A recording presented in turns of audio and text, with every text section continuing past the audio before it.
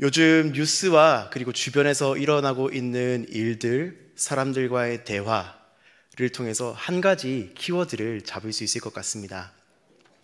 바로 분열이라는 키워드일 것입니다. 분열이라고 하는 단어의 어원을 보면 한문으로는 이렇게 되어 있습니다. 나눌 분자와 찢어질 열자로 구성되어 있습니다. 즉, 상처를 남기며 찢어지는 것이 바로 분열이라고 하는 단어의 의미입니다. 혹시 종이접기를 해보신 적이 있으십니까? 저기 유아부실에 있는 친구들은 많이 해봤을 것 같은데 그 손주, 손녀들을 위해서 종이접기를 하다 보면 때로는 종이를 찢어야 할 때가 있습니다. 그럴 때 두 가지 방법이 있습니다. 첫 번째는 가위나 칼과 같은 날카로운 도구를 이용해서 그 찢어야 하는 부분을 찢는 것입니다. 두 번째는 침을 발라서 찢는 것입니다. 첫 번째, 가위와 칼로 잘랐을 때에는 절단면이 굉장히 아름답게 그리고 바르게 잘립니다. 그래서 종이접기를 완성할 수 있게 됩니다. 그런데 두 번째, 전통적인 방법, 침을 발라서 자를 때에는 사건, 사고가 많이 일어납니다. 우둘투둘하게 찢겨지기도 하고 어느 한 면에 침이 많이 발렸을 때에는 그쪽으로 종이가 더 많이 쏠려가게 됩니다. 그런데 가위로 잘랐을 때에는 둘 다 동일하게 잘렸지만 가위로 잘랐을 때에는 종이접기를 아름답게 완성할 수 있고 침을 발라서 손으로 잘랐을 때에는 분열시켰을 때에는 이것이 아름답지 못한 결과물을 얻을 수 있습니다. 분열이 일어나는 이유에 대해서 잠깐 살펴본다면 분열이 일어나는 이유는 서로를 이해하려 하지 않으려 하기 때문이라고 생각을 합니다. 내가 생각하기에 A라고 하는 것이 반드시 사실이고 B는 거짓이다 라고 생각을 하는 사람이 있습니다. 반대로 내가 생각하기에는 A라고 하는 것이 거짓이고 B라고 하는 것이 진실이다 라고 하는 사람들이 있습니다. 이럴 때 두 사람 간의 이해가 차이가 있습니다. 어떻게 됩니까? 요즘 시대에는 서로 앙숙이 되거나 담을 쌓아서 다시는 상종하지 않을 사람과 같이 여기고 있습니다. 사회적인 부분에 대해서만 이야기를 드리는 것은 아닙니다. 이것은 개인적으로 살펴보았을 때에도 많은 부분에서 일어나고 있습니다. 요즘엔 사실 사람들과 대화하는 것이 조금 무서운 시대입니다. 왜냐하면 대화라고 하는 것은 내가 한마디를 하면 상대방이 다시 거기에 대해서 대답을 해주고 대화는 이렇게 계속해서 개진되어 간다고 배웠습니다. 그런데 많은 경우에 요즘 대화를 하다 보면 서로 의견이 합해져서 아름다운 그림을 이루어가는 것이 아니라 작은 전쟁터와 같이 느껴지기도 합니다. 어떻게 하면 내가 가지고 있는 생각을, 내가 가지고 있는 논리를 저 사람에게 이해시킬 수 있을까라고 하는 작은 전쟁터와 같습니다. 이 사람은 내가 가지고 있는 주장을 저 사람에게 관철시키려 하고 저 사람은 또 그 사람이 가지고 있는 주장을 나에게 관철시키려고 하는 작은 싸움터와 같습니다. 그래서 아름다운 결과를 맺기보다 때로는 서로 앙금이 남은 상태로 대화가 끝나는 것이 많기 때문에 요즘 대화를 하는 것이 참 많이 두렵다고 생각을 합니다. 이처럼 사회적인 부분에 있어서도 그렇고 개인적인 관계에 있어서도 그렇고 분열이라고 하는 키워드가 요즘 많이 떠오르는 것 같습니다. 그런데 분열이 심해지면 심해질수록 분열이 높아지면 높아질수록 낮아지는 것이 하나가 있습니다. 바로 사랑입니다. 사회적으로 볼 때에도 개인적으로 볼 때에도 사랑이 점점 식어가고 있는 것 같습니다. 사랑이 점점 식어지니 다른 사람에 대해서 이해하려고 노력하지 않습니다. 사랑이 점점 식어지니 서로를 향한 배려가 없어지게 됩니다. 오늘 말씀을 통해서 하나님께서 우리에게 주신 가장 큰 계명을 함께 살펴보므로 우리가 회복해야 할 것을 함께 살펴보고자 합니다. 오늘 말씀에도 지금과 같이 오늘날 우리와 같이 비슷한 상황이 펼쳐지고 있는 것을 볼 수 있습니다. 말씀의 전 부분을 보면 유대교의 대표자라고 할 수 있는 사람들이 예수님 앞에 나옵니다. 대제사장들, 장로들, 사두개인들, 바리새인들이 예수님 앞에 나옵니다. 그들은 예수님께 찾아와서 여러 가지 질문을 던집니다. 여러 가지 질문을 던지지만 그 질문을 천천히 가만히 곱씹고 있노라면 그들은 비슷한 류의 이야기를 예수님에게 던지고 있음을 볼 수 있습니다. 그것은 무엇입니까? 바로 이러한 질문입니다. 예수님은 누구 편이십니까? 우리 편입니까? 아니면 우리와 다른 이야기를 하는 저 편이십니까? 라고 하는 질문입니다. 그런데 예수님의 대답은 다른 사람들이 다른 질문을 가지고 왔음에도 불구하고 한결같은 대답을 그 사람들에게 전하고 있으십니다. 어떠한 대답입니까? 예수님께서는 이렇게 대답하십니다. 너희는 누구 편이냐? 너희는 지금 중요한 것을 잊고 있다 라고 하는 대답을 그들에게 제시하고 있으심을 볼 수 있습니다. 구약에서도 이것과 비슷한 사건이 있었습니다. 바로 여리고 성을 눈앞에 둔 상태에서 이스라엘 사람들이 맞이했던 한 사건입니다. 여리고 성을 치러 올라가는 와중에 이스라엘 백성의 앞에 한 사람이 떡하니 버티고 서 있는 것을 여호수아가 보게 됩니다. 그리고 그 사람과 진열을 벌이고 그 사람에 대해서 여호수아가 나아가게 됩니다. 그리고는 그 사람에게 묻습니다. 당신은 우리를 위함입니까? 아니면 저들을 위함입니까? 라고 하는 질문을 던집니다. 그 질문을 들은 앞에 떡하니 서 있는 사람은 이렇게 대답합니다. 여호수아 5장 14절 말씀을 제가 봉독하도록 하겠습니다. 그가 이르되 아니라 나는 여호와의 군대 대장으로 지금 왔느니라 하는지라. 여호수아가 떨구를 땅에 대고 엎드려 절하고 그에게 이르되 내 주여 종에게 무슨 말씀을 하시나이까? 아멘. 여호수아의 질문은 이것이었습니다. 당신은 이스라엘 편입니까? 아니면 여리고 편입니까? 우리를 대적하러 온 사람들의 편입니까? 하는 질문이었습니다. 그런데 하나님의 군대 대장이라고 밝히고 있는 이 사람의 대답은 양쪽 다가 아니었습니다. 나는 이스라엘 편도 아니고 이스라엘을 대적하는 사람들의 편도 아니다. 나는 하나님의 군대 대장이다 라고 표현하고 있습니다. 이스라엘 종교 지도자들은 여호수아와 같은 질문을 예수님께 던졌습니다.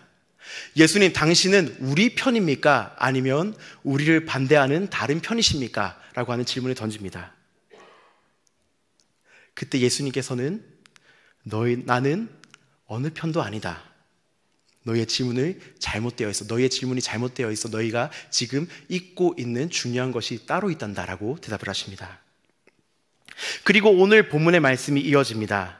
예수님께서는 이렇게 대답하십니다.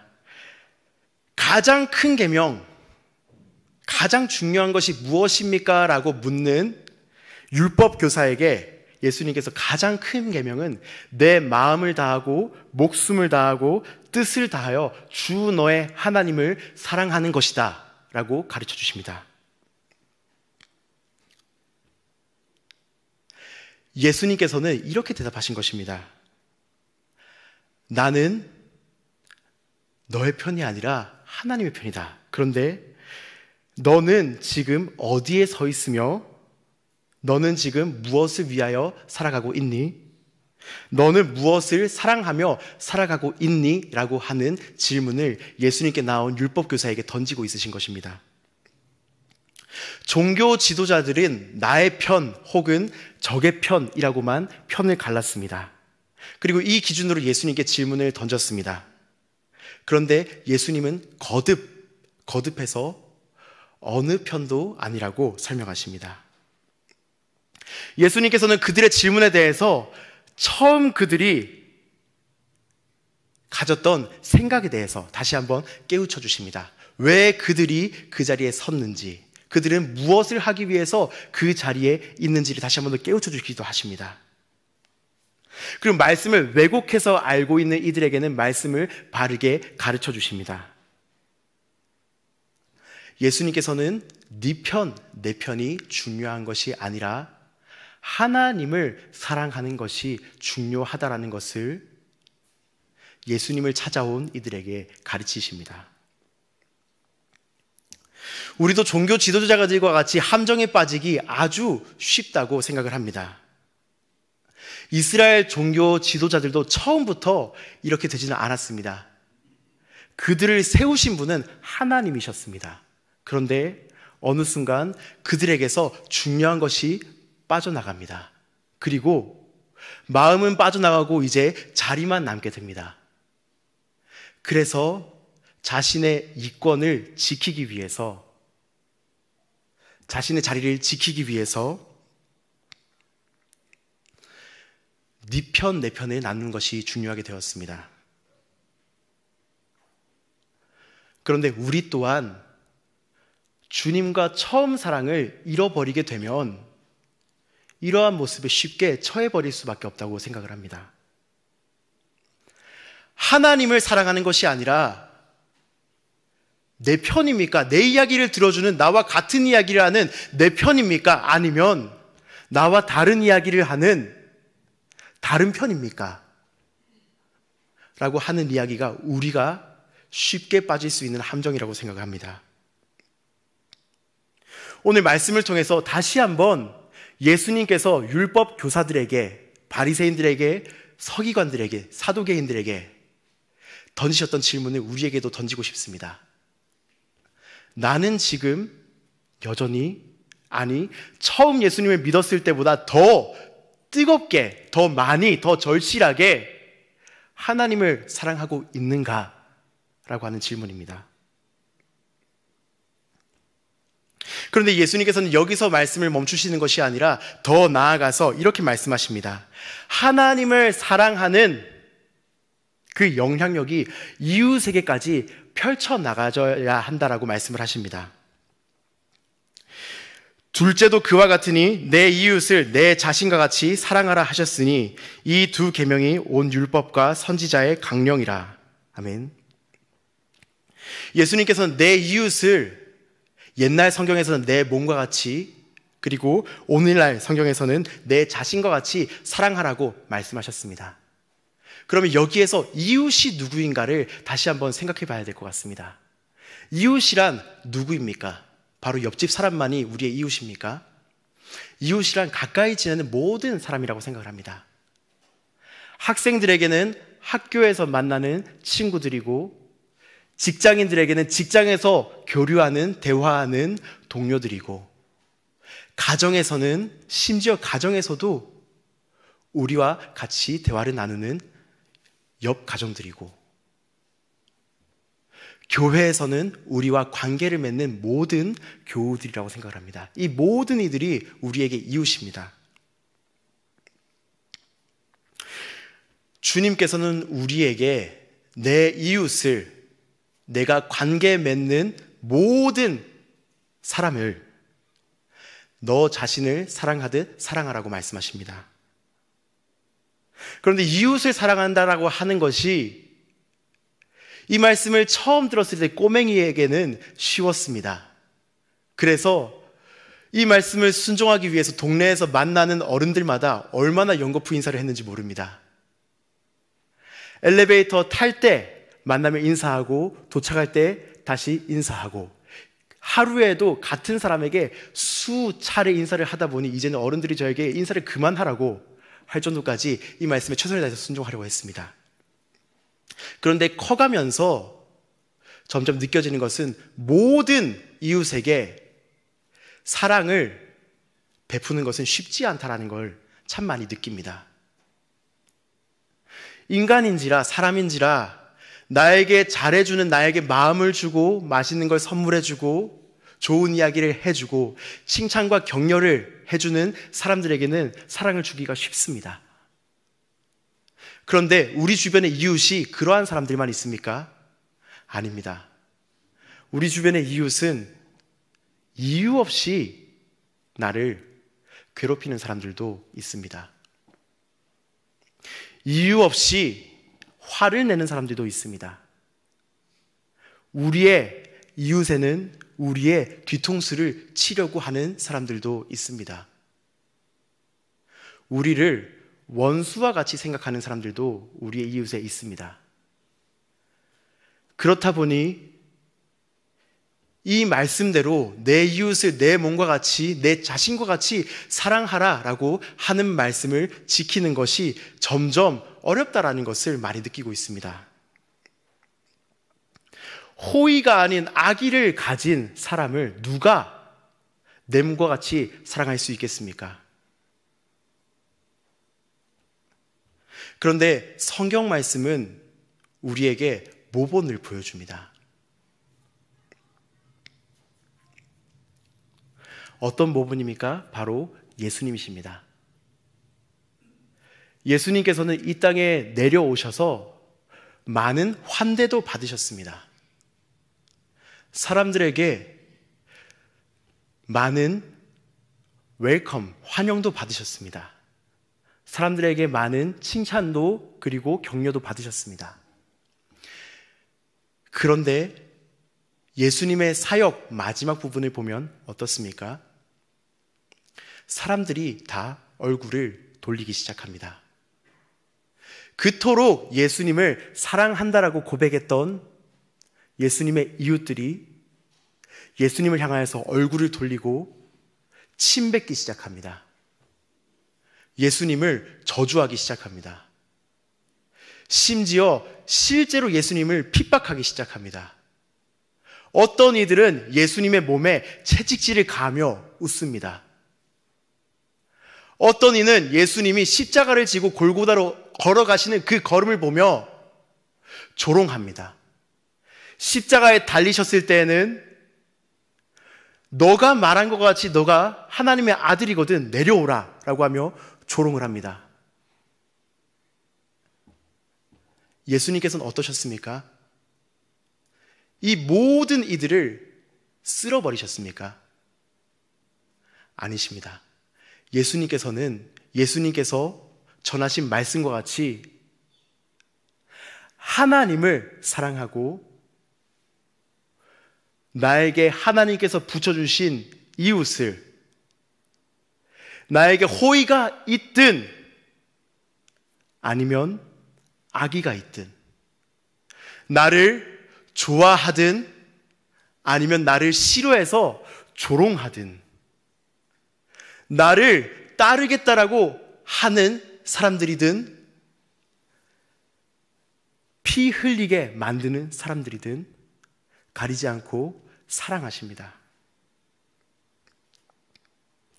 심지어는 예수님께서는 가장 가까운 제자들에게마저도 배신을 당하십니다. 예수님을 3년 동안 쫓아다니면서 예수님께 배웠고 예수님께서 어디로 가시든지 간에 우리는 따라가겠습니다 라고 하는 가장 마음을 주었던, 친했던, 사랑했던 제자들마저도 예수님을 떠나갔지만 예수님께서는 그들을 버리지 않으셨습니다. 예수님께서는 십자가에 달려 죽으심으로 우리에 대한, 이웃에 대한 사랑을 확증하셨습니다. 그리고 그것을 성경 우리에게 모본으로 보여주고 있습니다. 이웃을 사랑하시는 것이 힘드십니까?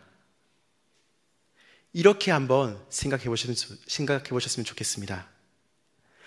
예수님께서도 나 같은 것을 위해서 십자가를 지어주셨습니다.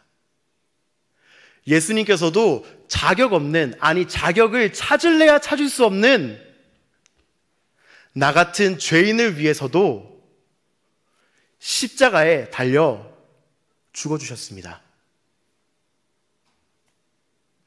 계속해서 걸어가면 심판을 받아 지옥에 갈 수밖에 없는 나를 위해서 나를 사랑하사 십자가에 달려 돌아가셨습니다. 그런데 그 예수님께서 우리에게 붙여주신 이웃입니다. 그 예수님께서 나를 사랑하시듯이 이웃도 사랑하신다고 하십니다.